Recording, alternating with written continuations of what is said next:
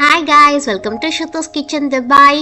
தை அமாவாசை ஸ்பெஷலுக்கு நான் என்ன வீட்டில் செஞ்சுருக்கேன்னு பார்க்கலாம். இலை இல்லாதனால பிளேட்டில் சர்வ் பண்ணுறேன். வாழைக்காய் வறுவல், சவ் சவ் கூட்டு, கேரட் முட்டைக்கோஸ் பொரியல், இன்ஸ்டன்ட் மாங்காய் ஊறுகாய், சாதம், பருப்பு, ஒயிட் பம்ப்கின் சாம்பார், ஸ்வீட்டுக்கு ஜவ்வரிசி சேமியா பாயாசம்.